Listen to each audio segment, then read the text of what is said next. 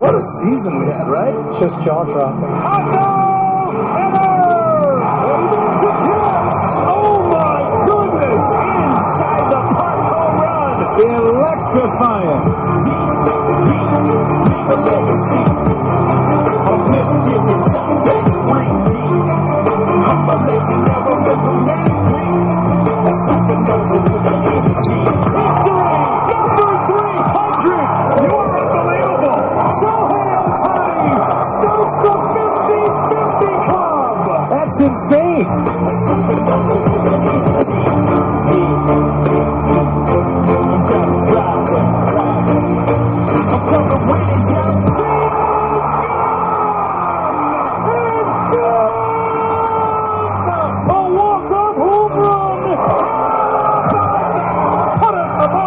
Incredible. Well, it's been an unbelievable season.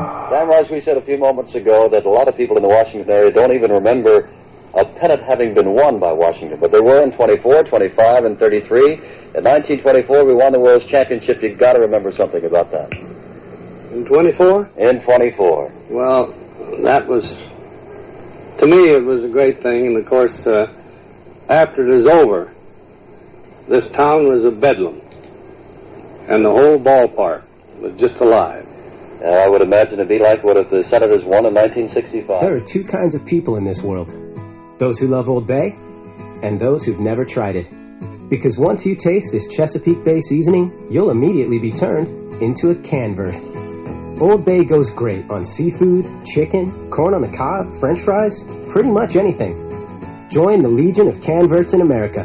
Pick up a can today. And before you know it, this could be you. Old Bay, the can that connects us. Manush on third, Cronin on first, and Sylvie at bat.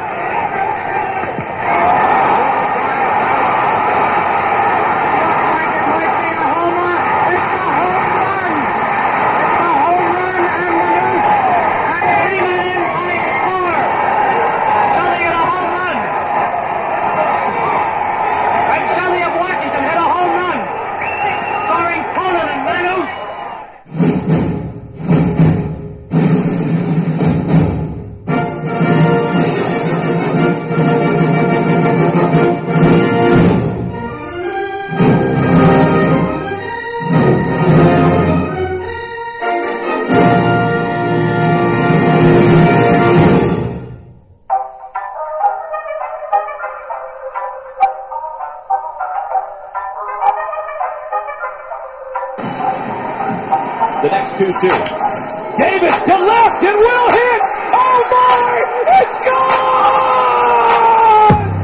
Santa Maria! From high atop the Robinson Gearing Studio Complex and straight out of God's country, Pawleys Island, South Carolina, the Let's Talk Baseball Podcast Network proudly presents Backwards K Pod. And now, here's the host of the show, Jake Robinson. I never move in slow-mo. Welcome to my dojo. This other pods are so chill like fro-yo. Focus like a GoPro. Ripping up this promo. Check out the scoreboard. Freaks, I'm going no. Going, it's going.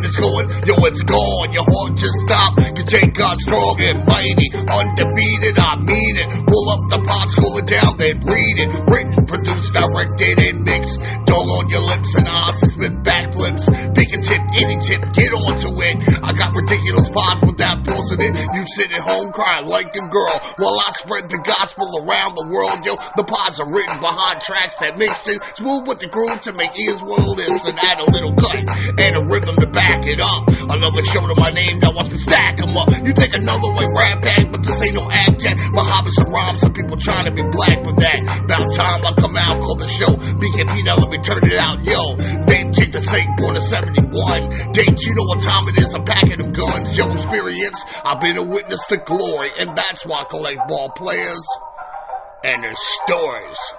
You heard?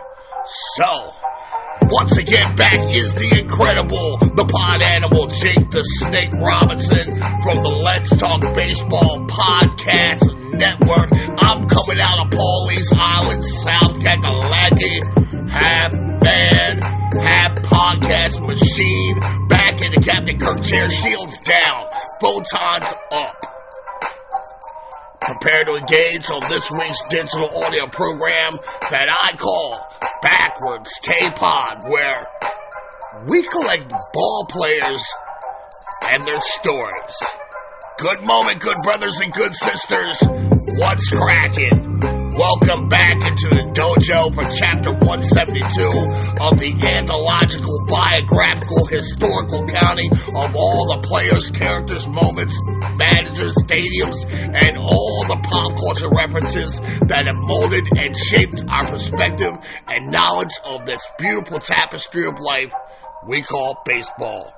I'm Jake Robinson. I got your hookup. Holler if you hear me. Thank you to anyone who takes time out of their 24-hour day to listen to me pontificate the history of the seams, and I promise before the baseball gods to never charge you freaks for the baseball content offered up here at Backwards K-Pod. And I have nothing but love and respect for every member of this growing audience, and I would never dig into your pockets with Patreon and Twitch channels, no bonus pay-to-play subscriptions, no tariffs charged for exporting this brand outside the boundaries of the United States. The Let's Talk Baseball Podcast Network, theologically, is grounded in the motto, by the people, for the people. And all that I ask is that you support our fine sponsors, share this program with your steamhead buddies, and by all means, rate and review my performance as you see fit. I am truly blessed, living the dream of opining the seams on a worldwide platform, and in my wildest dreams as a kid of the pre-internet era, I would have never imagined myself as an ambassador of goodwill and history of this beautiful game, as baseball has been my true passion in life for as long as I can remember. I'm joined this week, as usual, with my felonious feline of ferocity, the chocolate tabby of tenaciousness, my Swiss Army knife and cohort Little Gunner, my boy Charlie Guns, setting up shop in the conductor's booth of our BKP time travel scene Diesel, chewing on catnip gummies, ready to take us on our way to this baseball adventure this week. Back in December, I took this audience to the nation's capital, Washington, D.C., and gave an introspective profile on the history of baseball in the district, a history that goes back to the game's humble beginnings. Before the Civil War, I gave a recount of the city's rich history of the Negro Leagues, and I profiled 4 of the 5 baseball stadiums that dominated the landscape of the city of Washington, D.C. in Swamp Puddle Park, American League Park, RFK Stadium, and the current home of the Washington Nationals, Nationals Park. And a few years back, I examined the history of American presidents and their connection with the national pastime, going all the way back to the father of our nation, the immortal George Washington, who was seen playing round ball with his aide-de-camp at Valley Forge before crossing the icy waters of the Delaware River to kick some British and Hessian ass, turning the tide of momentum in the Revolutionary War and securing a young country's path to independence.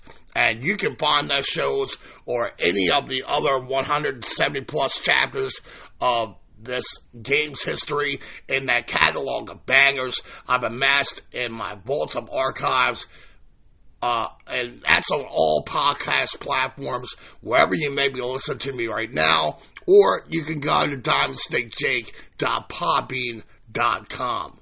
But there was one major piece of the game's connection to our nation's capital that I kind of decided to shy away from in full detail because I feel as though it deserves its own standalone show. And today we will engage on a throwback career profile as I present to you the history of Griffith Stadium, home of the Washington Senators from 1911 to 1965. So without further ado, I'd like to get all of you stragglers hanging out on the Terrapins station platform to kiss and hug your loved ones goodbye, climb aboard our steam Diesel as I make the final prep for departure. As I look to the west of Terrapin, I can see into our majestically manicured jewel box retro stadium down the left field line as it disappears at home plate. Our hometown BKP9 has taken the field to give it their best in tonight's contest. The starting pitcher has completed his warm-up tosses. The catcher has gone down to second with an absolute seed on the bag. The infield is flipping that rock around the diamond with a little purpose and swagger. And the home plate umpire has cleaned the plate off and called play ball. As the visiting team's leadoff stick approaches the plate, that's my cue, as usual, to get the show on the road. I'm calling all aboard, as I will have Gunner set our time and destination for opening day, April 12th, 1911, the grand opening of Griffith Stadium for a game between the Washington Senators and the Boston Red Sox. So, hurry, step right up. Get in where you fit in. You can post up in our expansive lounge or in a private boxcar in our marvel of engineering and science for our trip today. By all means, open your kimonos, take off your shoes, kick up your feet. Ladies, rip off those restrictive bras, throw them in your purse, make yourselves comfortable for this week's trip through time. As Gunner has us picking up the necessary quantum speeds needed to hit 6.0 of RF on our spectrum analyzer, creating vast anomalous traversable wormholes, tipping the celestial scales to our favor, bending and blurring the lines of baseball, time and space to take us back to Washington, D.C.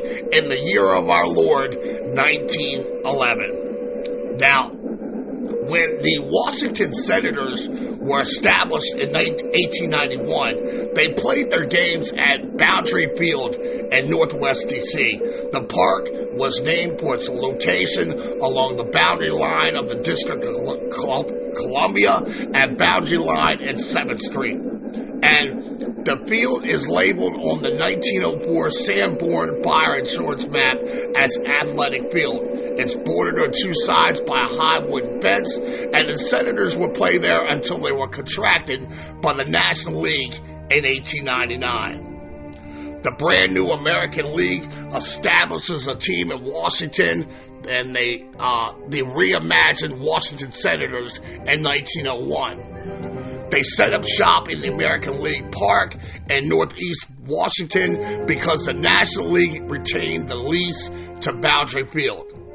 American League Park was located at Florida Avenue Northeast and Trinidad Avenue, and after the 1903 AL and NL peace agreement, which ostensibly merged the two leagues together to become the Major League Baseball as we know it today, the Senators returned to Boundary Field location that by now was renamed National League Park.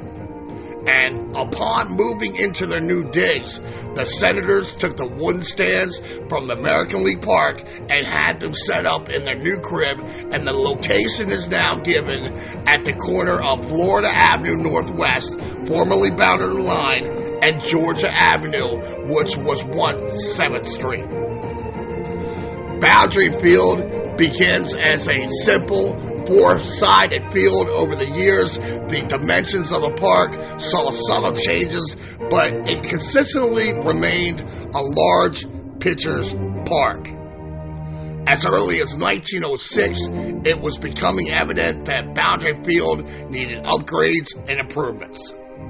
A scathing rebuke of the stadium was written by J. Ed Grillo of the Washington Post in 1907 that reads as follows: "There is hardly a minor league city today, unless it is of the lowest class, that cannot boast a better equipped baseball stadium than that on which the Nationals have played for the past few years."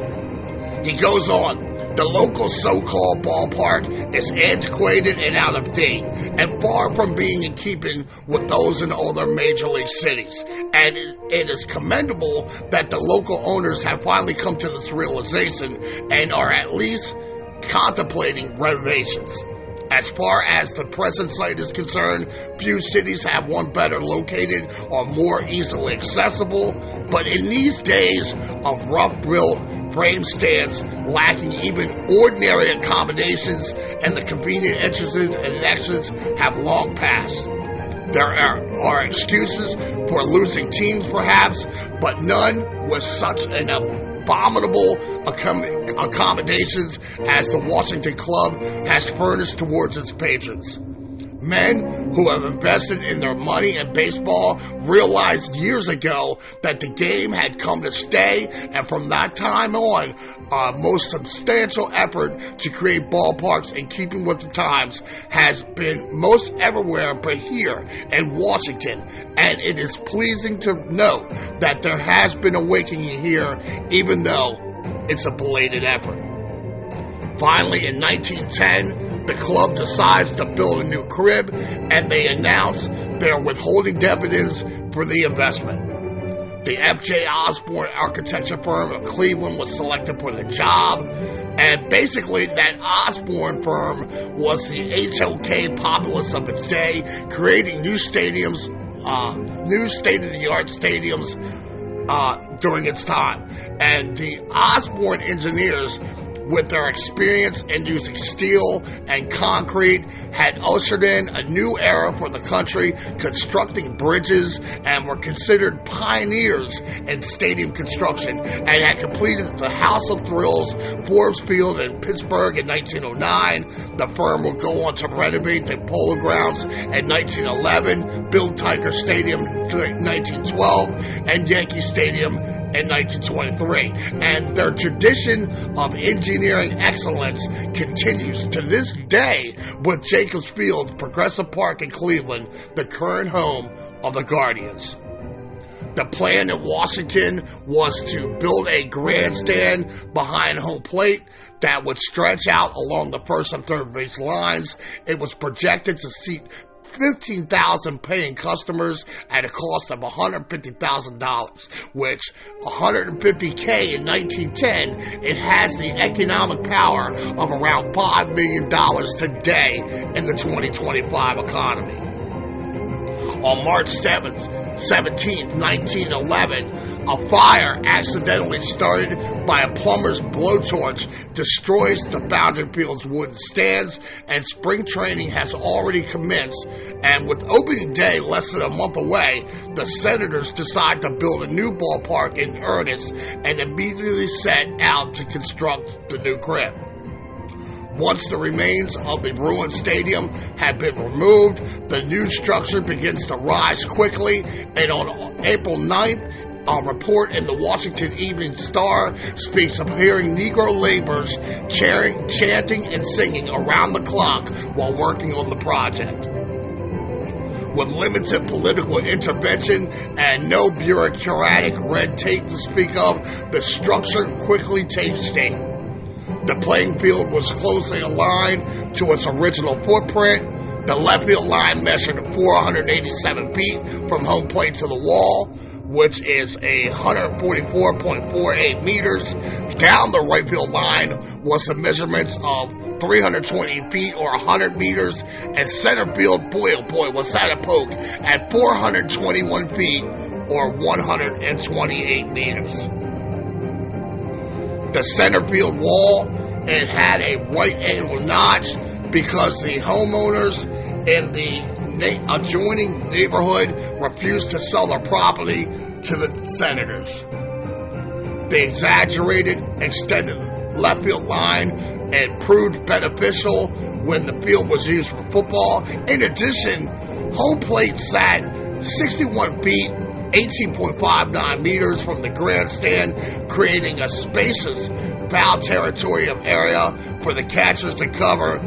And in its proper context, the baseball stadiums of the era are designed to accommodate the small ball style play of the day, and most of those ballparks are much, much larger than what we use today.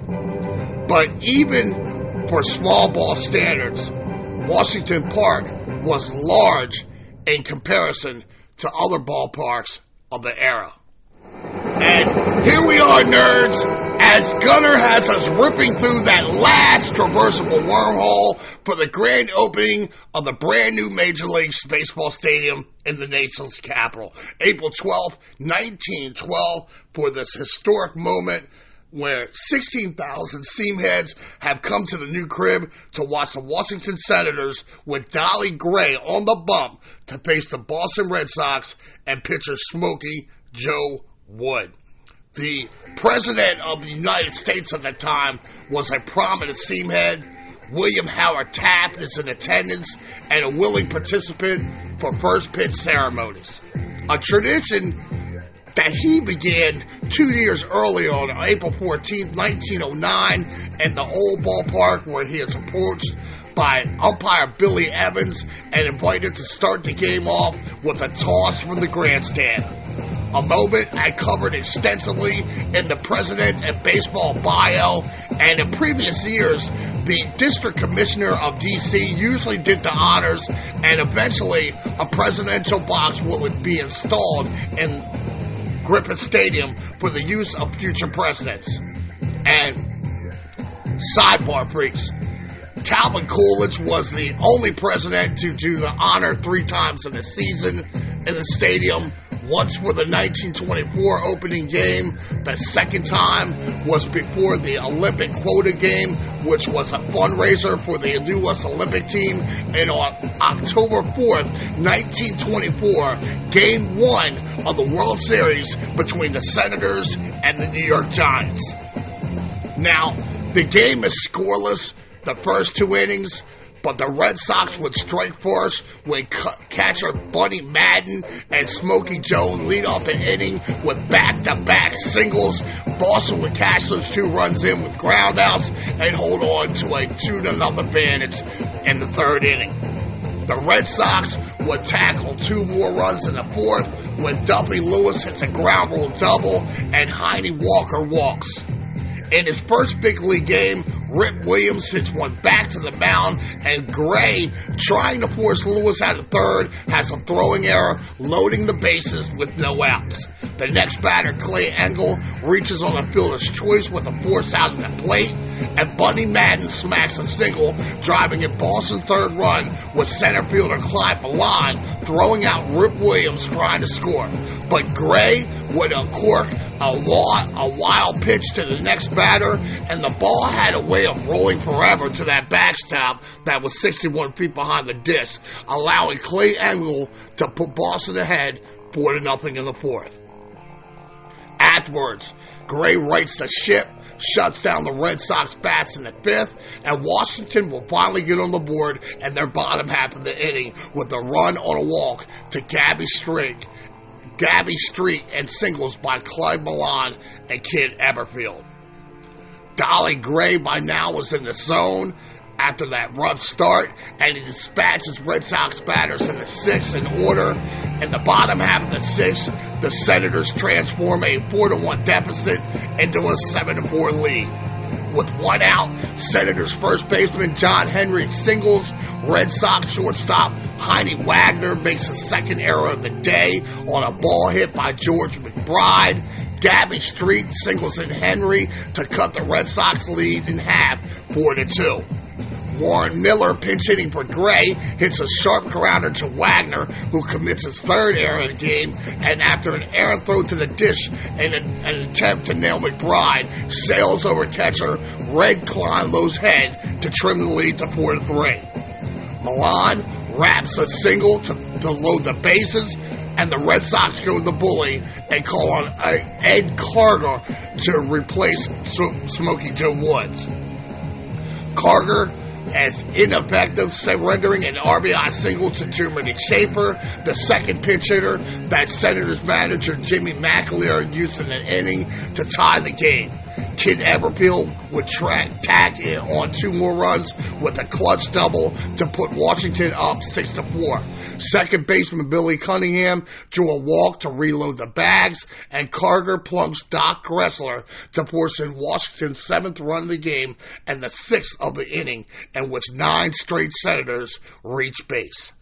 Pitcher Dixie Walker replaces Gray in the top of the 7th, on the bump, and each team scores in the 8th. Boston's Harry Hooper walked, and Tris Speaker singles to the 3rd. Unfortunately, the Gray Eagle is over-aggressive on the base pass, and he's thrown out sliding in the 2nd on the throw by right fielder Doc Gressler. And it would haunt Boston as the next batter, Duffy Lewis, drives in Hooper with a single before Wagner continues his awful day by grounding into an ending-inning double play. Back-to-back doubles by Everfield and Grassler in the bottom of the 8th provide some Geico insurance, pushing Washington's lead to 8-5.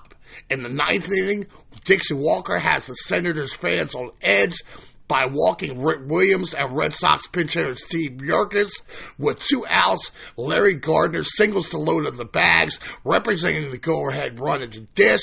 Hooper sends a long fly ball deep to left center field. The fans had jumped to their feet upon contact and watched as the fly ball safely lands in Jeremy Schaefer's glove for the 3rd out, securing the 8-5 victory in a true banger of a contest. Senators fans leaving the stadium that day, swept up in the euphoria of the day's win. They may have gotten an exaggerated sense of the team's offensive prowess, as the Washington team would not score as many as 6 runs in a single inning again until the 3rd inning of a 14-7 contest against the Detroit Tigers. And ironically, on that day, they would overcome 6 errors that day to beat Detroit.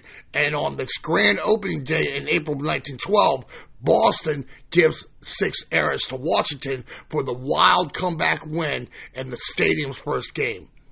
Construction on the crib continues every time the Senators go on the road that year, and the ballpark is completed for the July 25th game against the Tigers, which the Senators will lose 5-2. The completed project includes a double-decked covered grandstand around the infield and uncovered single decks along both the right field and left field foul lines. The final price tag was estimated to be around $125,000, which has the spending power of $4.2 million in the 2025 economy. And this was considerably less than the over $1 million it took to build Forbes Field in Pittsburgh. And although it should be noted that the new Senators ballpark was a no-frills structure without the memorable facades of Forbes Field, Camp Comiskey Park, and even League Park, home of the Cleveland Indians, which were all built by the Osborne Company. Now, I feel like I need to switch gears here a little, give you a background of the man that this new stadium will eventually be named after, Mr. Clark Griffith. In 1912, he would join the Washington club as a player-manager, but he began his playing career back in 1888 with the minor league Milwaukee Brewers team. Fact that I spoke about in the history of the baseball in Milwaukee bio, and afterwards he joins the American Association's St. Louis Browns in 1891.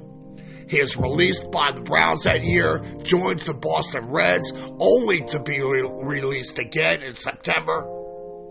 In 1892, his baseball journey takes him to Tacoma, Washington to play in the Pacific Northwest League, where the league folds in August, and he's on the move again and lands in Missoula, where he plays in the Montana State League for the remainder of the season.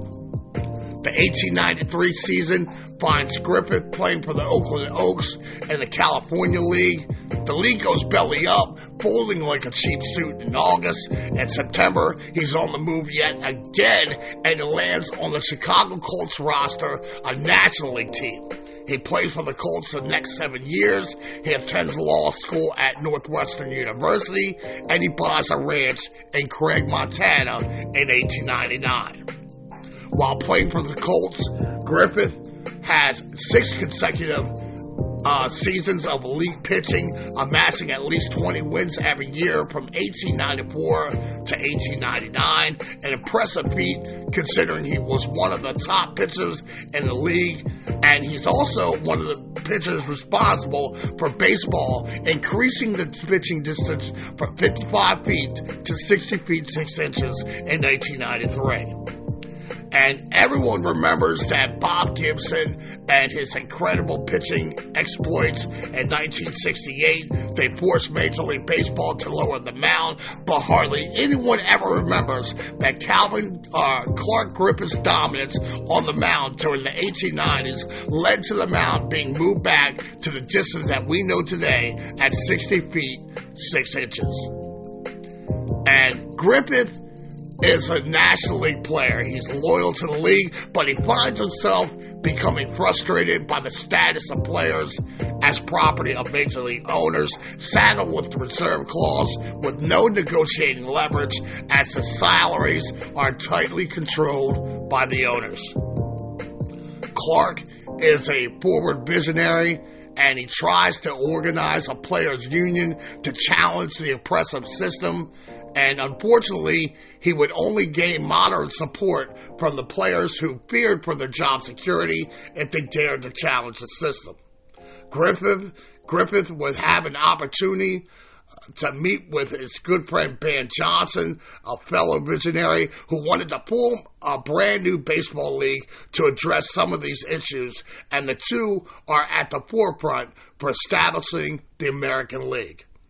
Griffith finishes up the late 1890s, trying to persuade National League talent to play in the junior circuit. He's named the player manager of the American League Chicago White Stockings in 1901 and 1902, and he leads the team to the first league pennant in 1901. The American League moves the Baltimore Orioles franchise to New York City and rebrands the team as the New York Highlanders in 1903. From 1903 to 1908, Griffith serves as the team's player manager. And love it or hate it, a team in New York City is crucial for the success of any new sports team and sports league. Finding that American League style of management and administration was a little different from the National League, he returns to the senior circuit in December of 1908 as manager of the Cincinnati Reds, where he would remain throughout the 1911 season. As the stadium in Washington is in its early developmental stages of the process, it would be his old friend Ben Johnson who would lure Calvin Griffith back to the American League for the 1912 season to manage the Senators, setting in motion Mr. Griffith's baseball legacy in Washington, D.C. In retrospect, besides poaching some of the National League's better players to play in the American League, one can never discount Ben Johnson's influence on bringing managers Connie Mack and Clark Griffith on board, giving the newfound legitimate league instant credibility, both in the short and long term of the AL's growth and survival. Now, Griffith was always frugal with his purse strings, but in 1912, he purchases a 10% stake in the Senators to secure the necessary funds needed to buy the team. He risked everything by going all in and mortgaging his ranch in Montana. At the time, the Senators had very little game-breaking talent on the roster outside of future Hall of Fame pitcher Walter Johnson, but the franchise has a new stadium and which gives Griffith faith in his investment, and despite his roster limitation, Griffith's teams regularly finished in the first division many times upon the team's inception. The United States entered World War I in 1917. Griffith, as many of his contemporary owners, believed that military drills for Major League ball players were a manifestation of patriotism and repair them should they be drafted for the war effort. April 25th, 1917, Senators opening day, the players drilled in military formation and were led by the Assistant Secretary of the U.S. Navy and future POTUS Franklin Delano Roosevelt. In lieu of weapons, the players wielded bats, and in addition, Griffith raised money to purchase baseball equipment for the National Guard. He would also negotiate agreements with several sporting goods companies to supply the equipment. The next major change to the home of the Senators, now known as Nationals Park, came with renovations during the 1920s, with the teams on field play improving in conjunction with an uptick in attendance at the gate, and visiting teams saw their visitors' revenue increase exponentially. So, look, at this time, the Washington Ball Club goes through many iterations of being called the Senators and the Nationals. And for today's story, I'm going to keep it simple. I'm going to keep this era as the Senators era, so it's not to be confusing with today's National era, where the Nationals come from a team originally in Montreal, the Montreal Expos. So for today's purposes, to avoid the confusion, I'll just be talking about this era, which I consider the Senators era. But they do go back and forth between team names. The stands along the foul lines were given a covered second deck and extended almost the entire length of the foul lines. The second deck roofs did not connect with the main grandstanding because of grading issues. And in addition, concrete bleachers were installed behind the left field fence beyond the stands, and the unusual split in the roof was given a nostalgic nod along the right field line in Nationals Park today, the current home of the Nationals that opened in 2008. In 1920, Griffith steps down as the Senators manager, devotes himself as a full-time administrator to the club, and with the approval of team's major investor, William Richardson of Philadelphia. Now, the natural custom of this day was to name ballparks after the owner, like Detroit's Babbitt Field and Philadelphia's Shibe Park. However, even though Richardson was the owner of the Washington baseball team, the honor was given to Griffith, who was basically overseeing the day-to-day operations of the team, and the stadium is rebranded as Griffith Stadium. Modifications to the playing area, particularly the relocation of the outfield fences, altered the foul lines and center field distances. In 1926, the left field line was decreased to 358 feet or 109.12 meters. The right field line is increased to 328 feet or 100 meters, and center field remained unchanged. The next alteration would come a decade later, in 1936, when the left field line is extended to 402 feet or 122.53 meters, and the right field line and center field distances went unaltered. In 1947, the left field line is increased to 405 feet or 123.44 meters. The next realignment comes in 1950, with the left field line shrinking to 386 feet or 117.65 meters. The following year, the left field line is increased to 408 feet or 124.36 meters. And in 1955, the right field line shrinks to 320 feet or 97.54 meters. These vast dimensions prove formidable to the era's greatest sluggers. At this time, just two players are known to have hit the ball completely out of Griffith Stadium. Mickey Mantle and his memorable 560-foot blast off a Senators hurler, Chuck Stobbs, in 1953, and Negro League's legend Josh Gibson, who reportedly did it twice during the 1940s as a member of the sometimes Washington-based Homestead Grays, the Negro League team that considered D.C. a second home along with Forbes Field in Pittsburgh. Larry Doby of the Cleveland Indians is credited with a 500-foot home run blast in 1949. It clears the Chesterfield advertisement sign in the Red Center Field stands, and it lands on a rooftop across the street from the ballpark. The field's one anomaly remained that right-angle notch in the center field fence, created because of a neighboring homeowner's refusal to sell his property, and the scoreboard with its giant National Bohemian beer bottle in right center field. Temporary lights were used for boxing matches and college football games, but not for baseball. Permanent lighting towers were erected for the 1941 season at a cost of $232,000, which has a spending power of nearly $5 million in the 2025 economy. Hall of Fame baseball writer Shirley Povich wrote in the Washington Post that the added revenue generated through night games was giving Calvin Griffith the opportunity to go into the market for better players. Washington profited from the night games, especially during the World War II years.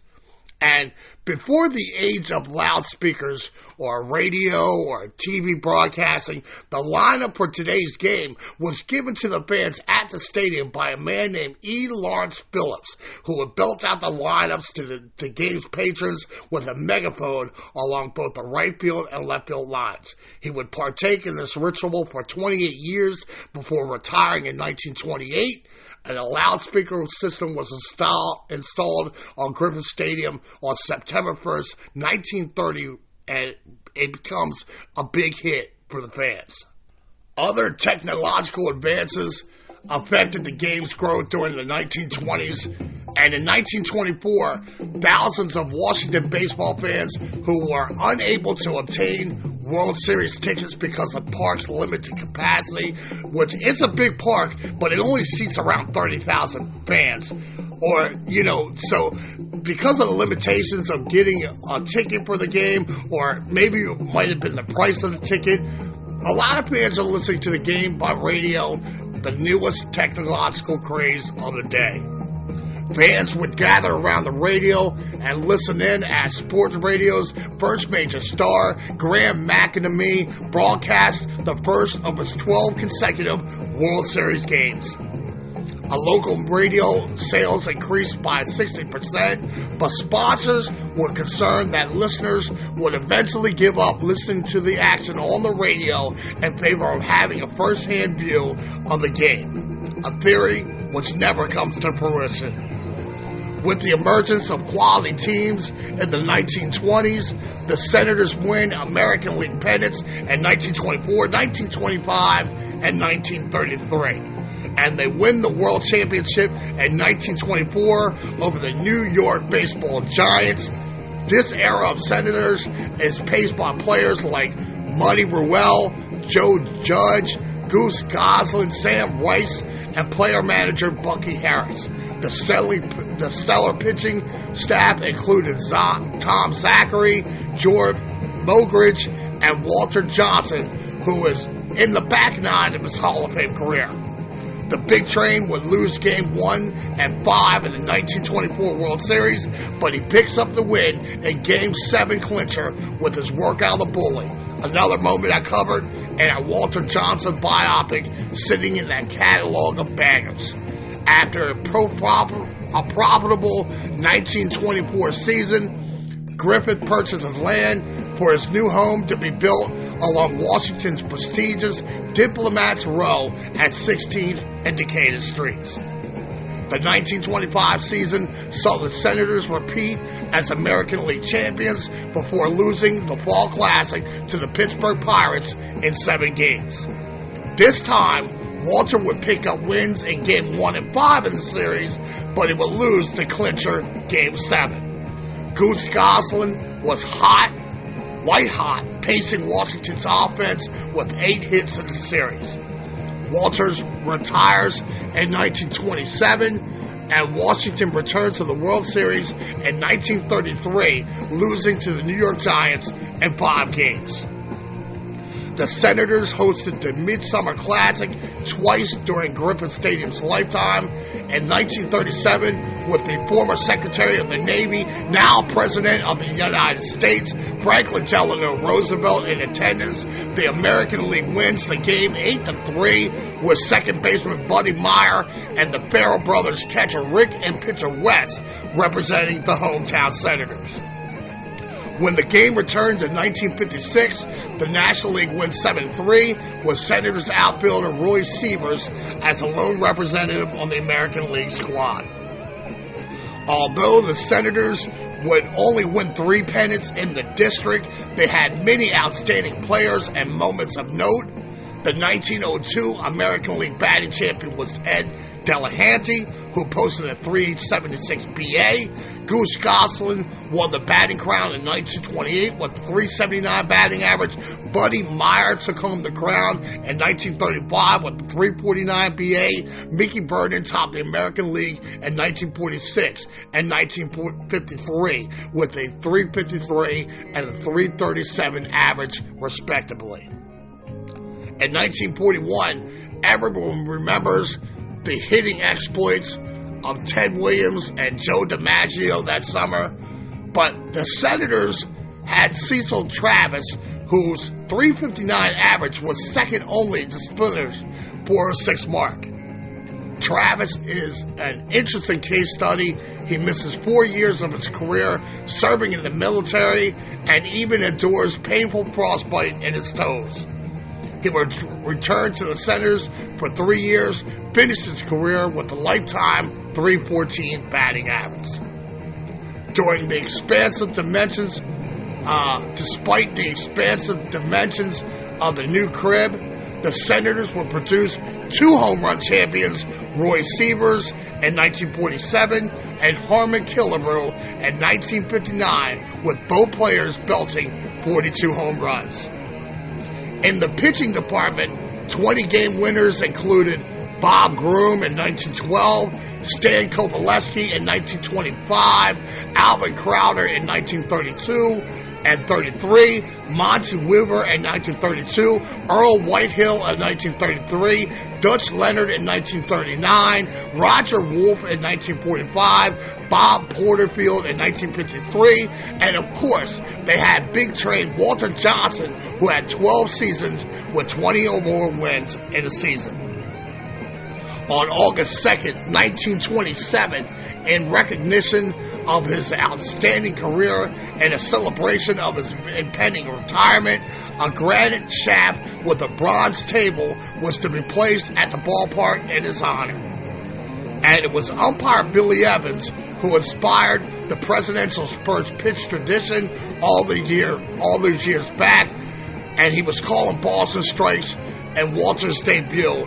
He was the umpire that day. So the shaft and the table was formally installed at Griffith Stadium in 1946, dedicated by President Harry S. Truman, and the monument is now installed at Walter Johnson High School, located in Bethesda, Maryland. And I would be remiss if I didn't acknowledge how black baseball had an extended and rich history at Griffith Stadium. The first black team to call the confines of the district home was the Washington Potomacs of the Eastern Color League, arriving to town in 1924, followed by the Washington Pilots, who in 1932 began calling Griffith Stadium home. The next tenant was the Washington Eli Giants of the Negro National League during the 1936-37 season, and the next organization was the Washington Black Senators, who were established in the National League before the 1938 season. Now, those teams would only enjoy a modicum of success on the field and at the turnstiles, but the arrival of the legendary Homestead Grays of the Negro National League came to Griffith Stadium in the 1940s, and they would change everything, flip the DC fandom on its head. During the Homestead's tenure and the district through the 1948 season, Seamans in the region were blessed to watch one of the greatest baseball teams ever constructed. Any dominant team you can imagine, the 1927 Murders Row, Gas House Gang Cardinals of the early 30s, the dynastic Yankees of the 50s, the Big Red Machine of the 70s, and today with the 2025 Los Angeles Dodgers. I don't care. Any team you can conceive in your finite baseball minds, the Homestead Grays are right there with them. Their rosters were always stacked with the greatest collection of black talent on the planet. Players like Cool Papa Bell, Ray Brown, Buck Leonard, Satchel Paige, and their anchor, superstars catcher Josh Gibson, and his prolifically powerful and prodigious bat. The team will go on to win 7 of their 10 Negro League championships during the seasons. They would split their homes between the Burg and the District from 1940 to 1945 and in 1948. And they would also win the Negro League World Series in 1943, 1944, and 1948. Each of those times against the Birmingham Black Barons of the Negro American League. In 1946, the Grays hosted the East-West All-Star Classic, which was the most popular and sought-after ticket by the seamheads of the day. The game saw more than 15,000 fans crash the gate, and the game netted a cool $7,500 for the Senators, whom the Grays paid for the use of the crib. Now, $7,500 in 1946 is tantamount to around $122,000 in 2025. Washington's black population increases during the World War II years, and to reach this growing base, the Grays had a clever PR guy who would extol and highlight the team's consistent winning ways through radio and local black newspapers. The location for Griffith Stadium was advantageous to the growing population of black fans in the district. There was easy access to the stadium from the nearby LaDroit and Shaw neighborhoods that had large black populations, not to mention the close proximity to Howard University campus. Meanwhile, Clark's son, Clark, he has a son named Clark, had taken over the day-to-day operations of the stadium and the Senators team, and in an effort to pack the crib with asses in the seat, he lifts the ban on interracial fans in the stadium. With the added attraction of Satchel Paige pitching almost every night, and with the Grays all-star lineup, both the Grays and the Senators profited. The Senators, on an average, they netted $60,000 a game from the Grays, 11 to 12,000 fans per game. $60,000 in 1942 is worth more than $1 million today in 2025. So you can see the Senators are breaking in lead during the Homestead games, which is almost double what the Senators average for the season. 1943, the Griffith family is swimming in cash as the Grays show a net profit of over $100,000. They draw over 225,000 fans at the gate in 26 games. Now, $100,000 in 1943 is worth a staggering $1.8 million today in 2025. And because of the Grays' incredible drawing power that year, Clark Griffith alters the Senators' home schedule that year so that the Grays could host the 1943 Negro League World Series. And sidebar, freaks, in reflection, it's easy to see Griffith's steadfast reluctance to integrate Major League Baseball and the realization that integration would ostensibly kill his cash cow and the great, who are the Grays' tenants, and the result would be a significant loss of revenue for the owner. I also find it ironic that black players or black dollars carried the family legacy during this period of time, increasing the family fortune beyond anything they could have imagined or dreamed for. But eventually, the racial demographics in Washington, D.C. will force Calvin Griffith to uproot the Senators and move to the lily-white Twin Cities of Minneapolis, St. Paul, Minnesota. And, folks, I think this is where I'm going to drop the curtain for Act 1 of our Throwback crib bio of Griffith Stadium. I got a little tire degradation going on here. I pushed these tires about as far as I could go. Time for me to pull my Scarlet Demon into the paddock, switch out this batch of Pirelli hard tires for a set of soft before racing back onto the grid and delivering acts 2 and 3 of this week's story in search of a podium finish. When we return, I'll pick up the story where I left off and bring it all home here at Backwards K-Pod, where we collect ball players and their story. Let me take a break here, devise my story arc in my brain for Acts 2 and 3, and this fascinating profile of Griffith Stadium, home of the Washington Senators. Get myself hydrated, rip a tube or two, hook up my boy Gunner with treats for a great first segment ode. I'll be back shortly with more at Griffith Stadium. Don't go anywhere. Meet me on the dark side of the moon.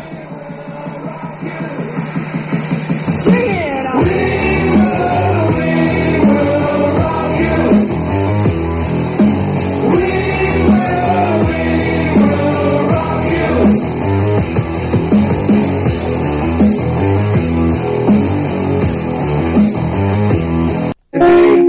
I consider myself the luckiest man on the face of the earth.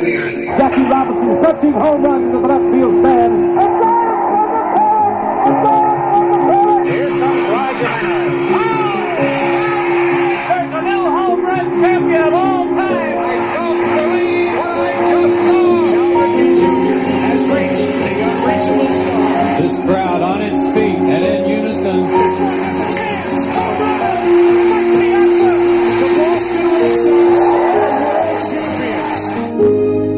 Welcome to the first night of MLB Network. Number 600 for Jim Tony. That ball is gone. 106. That would be a new record. It is tied. Oh, what a catch by Mike Trout. The Cubs have finally won it all. The Atlanta Braves are world champions. Major League clubs pause once again in the midst of their pennant races for the annual All-Star Game. Scene of the 1956 contest, 23rd of the series, is Griffith Stadium in the nation's capital. And for the first time in All-Star history, the game is dedicated to the memory of an individual, Clark C. Griffith, late owner of the Washington Club and one of baseball's greatest pioneers. He built the stadium that provides the backdrop for the day's brilliant action. Only 29,000 will be able to jam their way into the ballpark, but that's a mere segment of the millions of fans who will be watching the Dream Game on television or listening to radio accounts across the length and breadth of our land.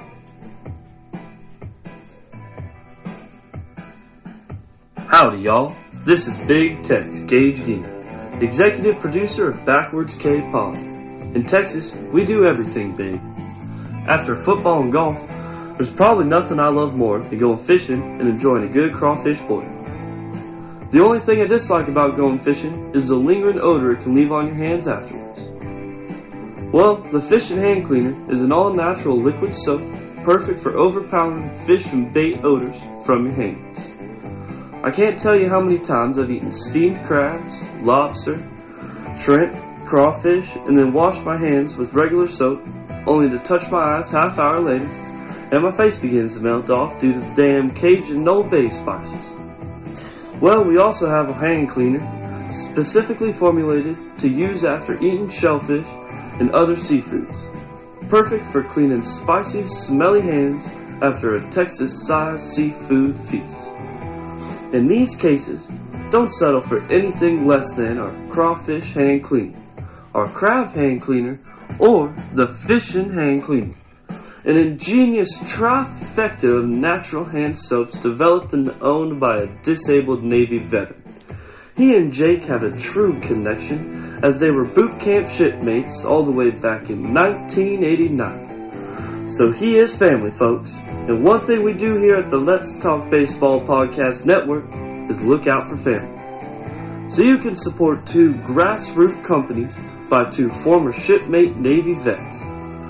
Crushing big bowls of shellfish or fishing on the banks of your favorite river while you listen to BKP. Sounds like a great day. You know, in fact, hey Mom, where are my poles? I'm gone fishing.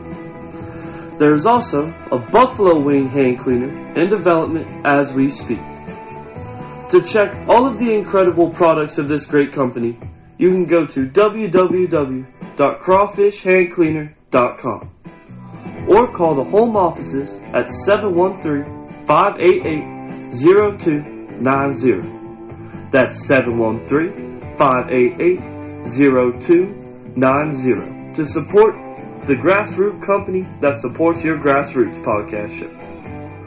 That's crawfishhandcleaner.com or 713-588-0290 to prepare for your summertime shellfish feast or that fishing trip you're planning. crawfishhandcleaner.com. Also, I wanted to tell you that you know how much a box seat cost then? $2. And a reserved grandstand cost $1.50. And we had what they called a pavilion, and that was 90 cents. And then we had grandstand. I don't know what that. I don't remember what that, because that was all general admission. I think it was $1 or something like that. Anyway, that's what it cost to get into the ballpark. Well, at the ballpark, I answered the telephone. I sold tickets. I did the switchboard too, and I used to take dictation from Mr. Einan. He was the treasurer and secretary-treasurer of the ballpark. And Mr. Griffith, I used to take dictation for him and go up and work in his office. If Pat wasn't there, Pat Gannon was the girl that was up, his secretary.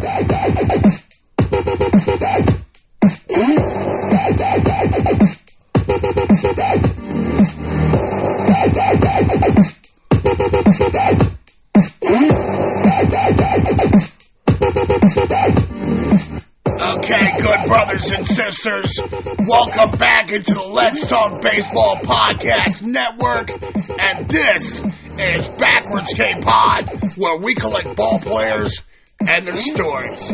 And before I broke out with spots like a bad case of the measles, I was pontificating about the construction, life, and history of Griffith Stadium, home of the Washington Senators, where for 49 years, from 1911 to 1960, it stood in the very center of the baseball universe in the nation's capital. The stadium was constructed with haste. Inside the skeletal remains of the old boundary field, a wooden baseball stadium that was destroyed by fire in March of 1911 at the corner of Florida Avenue and Georgia Avenue, which was formerly named 7th Street in the northwest corridor of the district. The Cleveland architecture firm, the Osborne Engineering Group, is tasked with the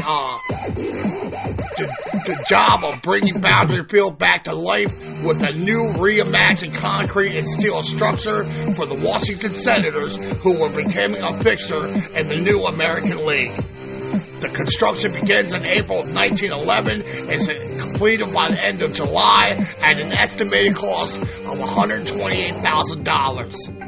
The crib will become a centerpiece for baseball in D.C., and from the 1920s to the 1950s, the stadium would enjoy its golden age. The Senators, led by fireball pitcher Walter Johnson and player-manager Bucky Harris, would lead the team to a baseball prominence, winning the American League pennant 3 times during the 20s, including a World Championship victory over the New York Giants in 1924. The eventual owner of the team, Calvin Griffith, he mortgages his ranch in Montana, raises the capital to buy 10% interest in the team, and eventually he would outright buy the team from Philadelphia financier William Randolph.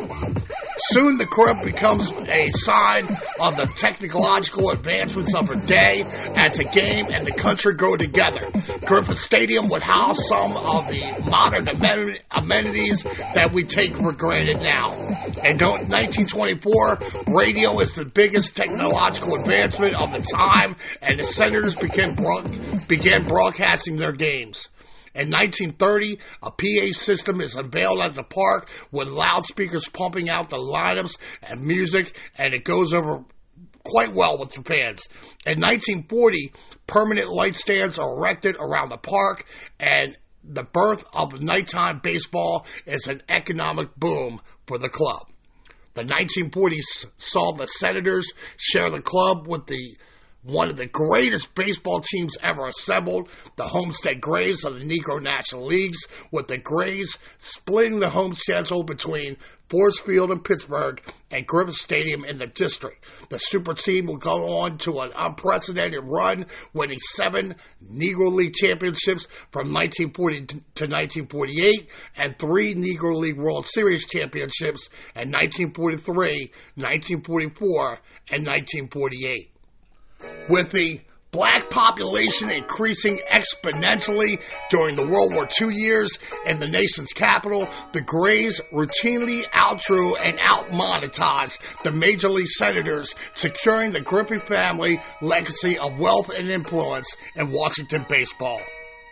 Other sporting events and entertainment generates additional revenue for the Senators as the landlords of the crib. On December 7th, 1929, Gonzaga plays the bid for the Prep Baseball League Championship of Washington.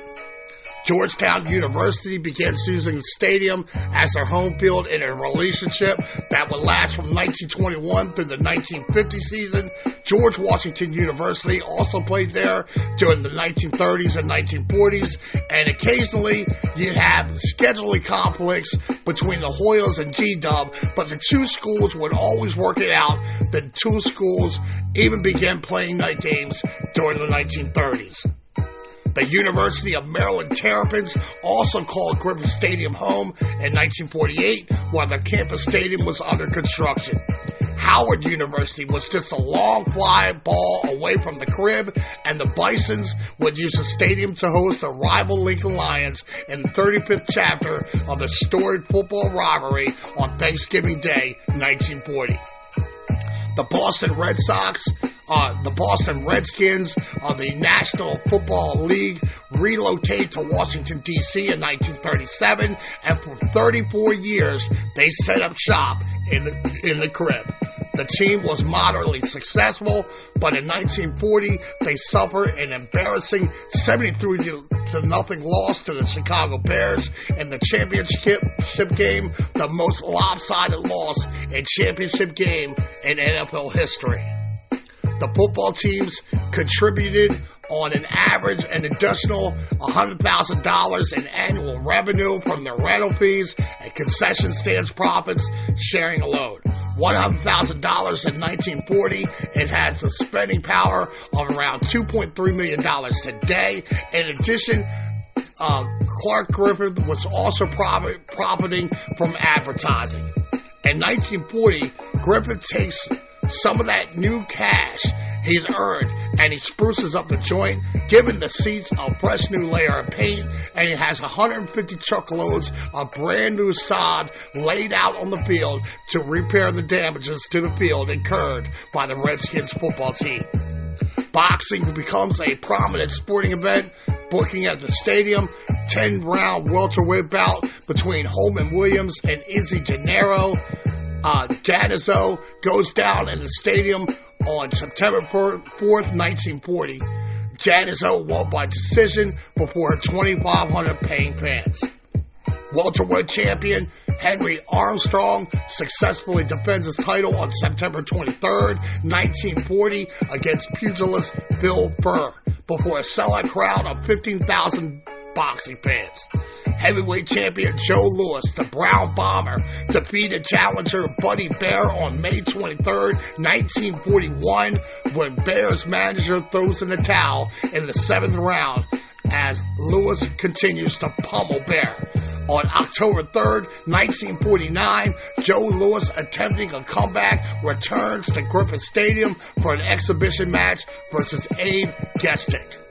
All told, it's estimated that over 150 boxing cards were booked at Griffith Stadium during the park's lifetime.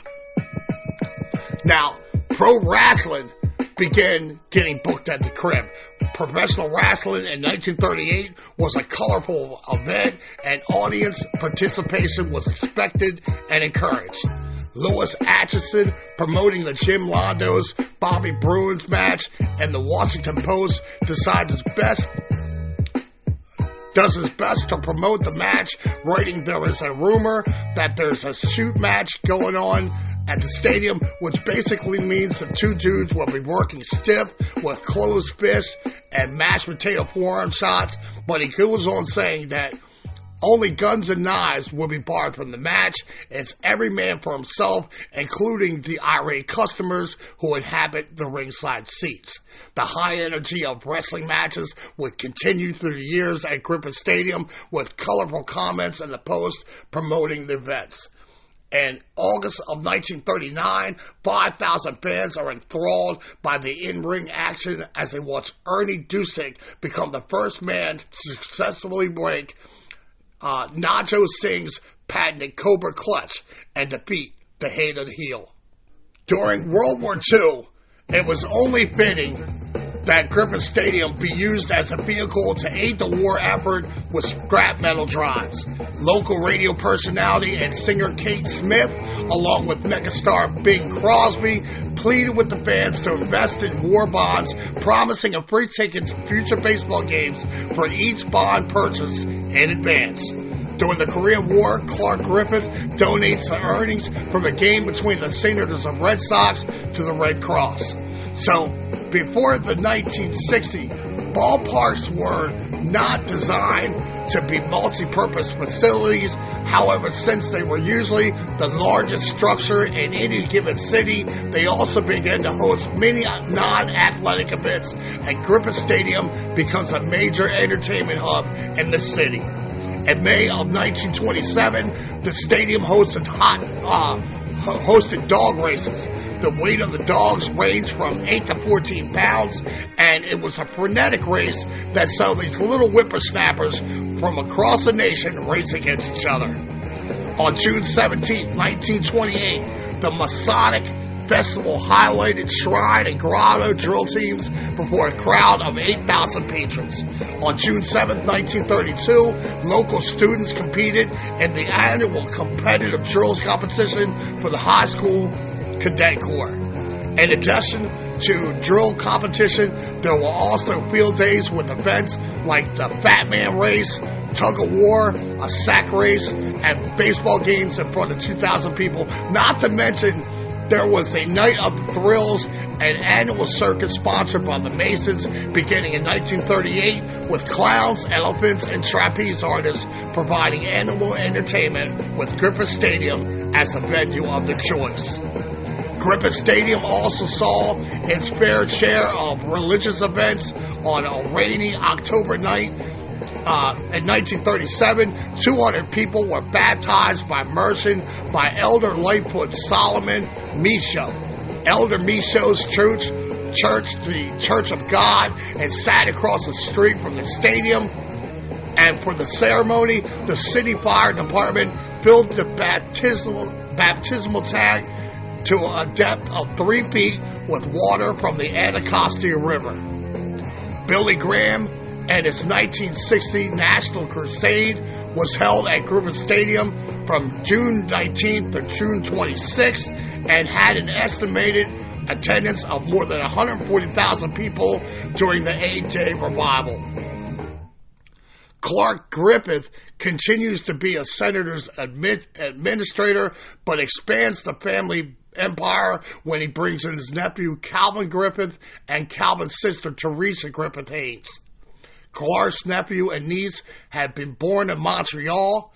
After their father's death, they moved to Washington, adopted the Griffith surname, and upon Clark's death on the 27th of October in 1955, his nephew Calvin is elected to be the club president, and Clark would leave 52% of his ownership stake in the Senators to his niece and nephew to be shared equally.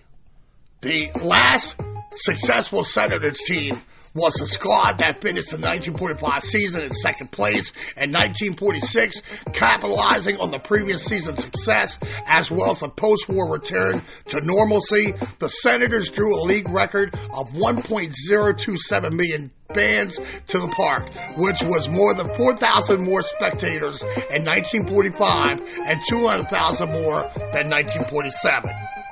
The nephew, Calvin, who shares,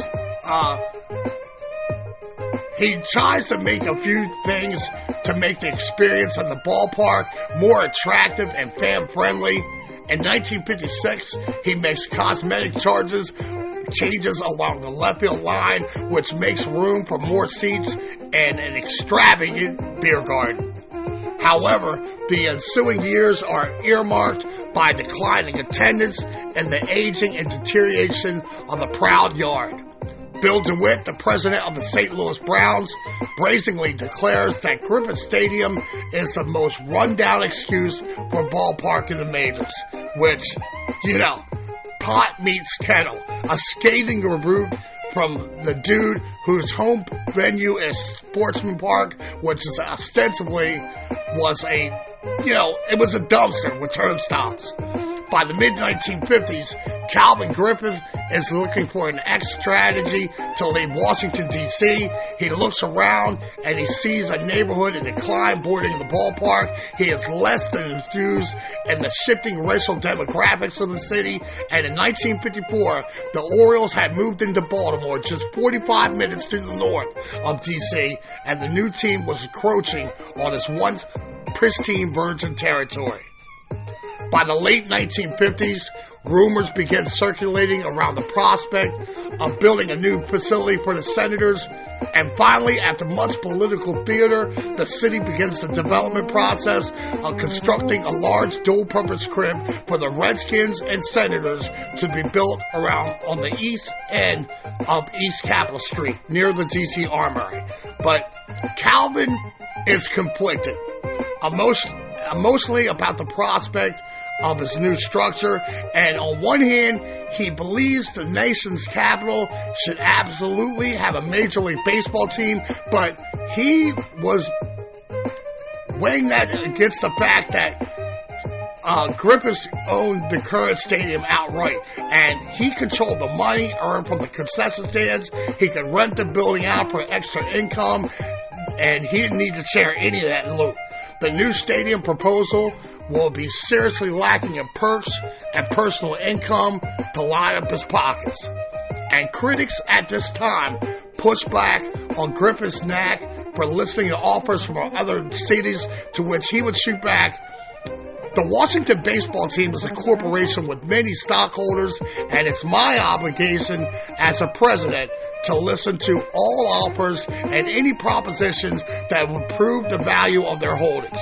We are not seeking offers. We have not invited offers. In fact, I'm discouraging them."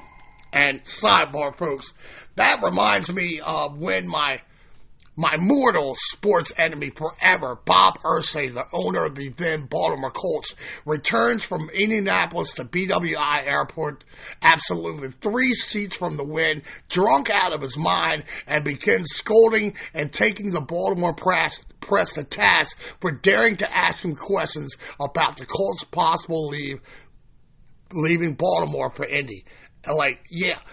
I'm taking your Baltimore institution. Don't worry about it. Nothing to see here. A few days later, he would do the classy thing and try to sneak the team out of Baltimore in the middle of the night in a snowstorm blizzard. Mortal enemy for life. Probably the only dude I've ever hated. Well, him and Jeffrey Mayer. These entitled douchebags who hold a civic trust in their hands can give 2 shits about the fans who support their franchises. And despite Calvin's frequent expression of city loyalty to the district, at some point he develops a genuine interest in moving the Senators, and he becomes enamored with the thoughts of settling down in Minneapolis, St. Paul. In 1961, he secures permission from the American League to relocate there. And his major reason for wanting to leave the district is amplified when Griffith tells the Lions Club of Osaka, Minnesota, that the reason for his move to Minnesota was enhanced when he found out the state only had 15,000 black people in their population. He continues saying, black people, they don't go to baseball games, but they fill up a wrestling ring and they put up such a chant, it'll scare you to death. It's unbelievable. We came here to Minnesota because you've got good, hard-working white people here.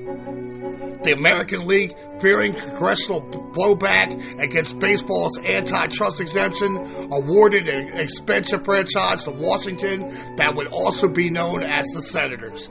The expansion Los Angeles Angels entered the same year as DC's return, making the American League a 10-team league. The expansion Senators would play the 1961 season inside the Griffith Stadium before moving into the brand new DC Stadium that would eventually be renamed RFK Stadium after Robert F. Kennedy.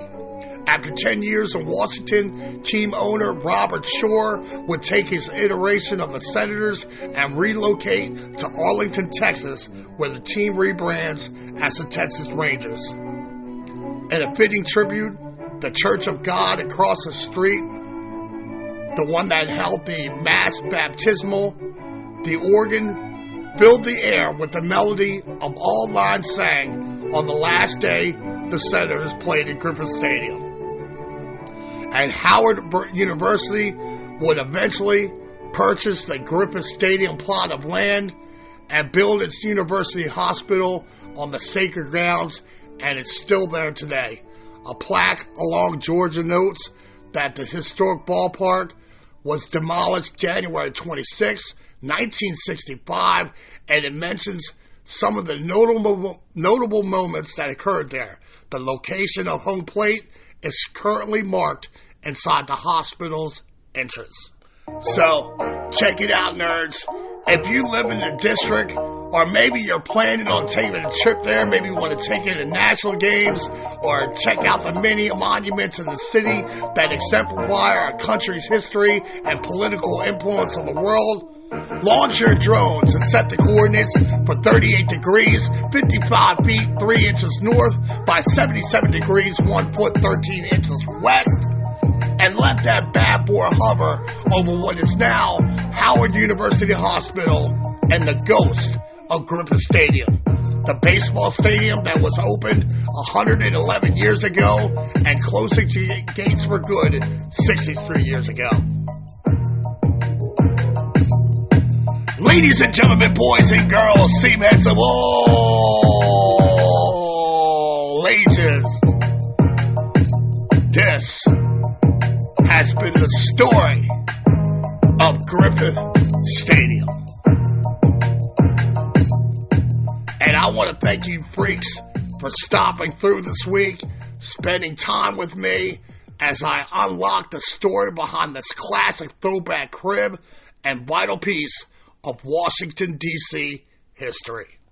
As Gunner has us racing back up the tracks, previously trying to get you back to Terrapin Station, where your loved ones are patiently awaiting your return, I can see the Griffith Stadium story getting smaller and smaller in my rearview mirror. So with this story at its end, and with a big, beautiful backwards K next to it in the scoreboard, I turn my determined and steely-eyed glare so I never say die baseball hydra. I reach under my kimono, grab my katana blade, and I chop the head off that beast, only to see 2 more baseball topics appear in its place. Next week, we profile a man who once famously said, "I never really said all the things that I said." One of the most beloved and decorated ball players in the history of the game, all-time legendary Yankees catcher, the incomparable Yogi Berra. Sounds like fun, but the OGs here, they know how I roll.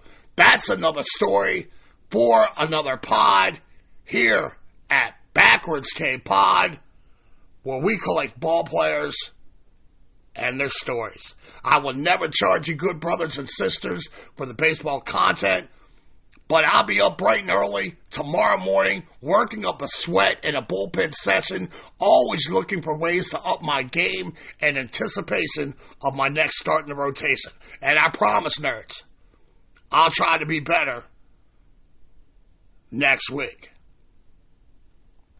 I'm just going to keep coming through every week with that baseball smoke. You don't want that smoke. And I'm going to keep it consistent like the great Mickey Cochran. Check me out on TikTok and YouTube, yo, under the Backwards K-Pod banner. You can email the show at backwardskpod@gmail.com. The show's Twitter handle is @back_K_podcast. Or you can always find me chilling with my crew at the Let's Talk Baseball Podcast Network private Facebook group page.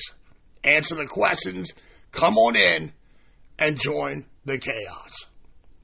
Me and my partner, Charlie Guns, we're throwing up our Gunnar Hendersons high in the sky, y'all. That's our number 2s. As in peace. Parents, if you see your kids sitting on the couch, they got their noses in their phones and pads, they're looking bored and unproductive AF, by all means, take those little monkeys outside and play a game of catch. Thank y'all for coming out. God bless and win the day. We got the great Yogi Berra on deck. I'll see you guys next trip through the rotation. Thank you for spending time with me this week. See ya!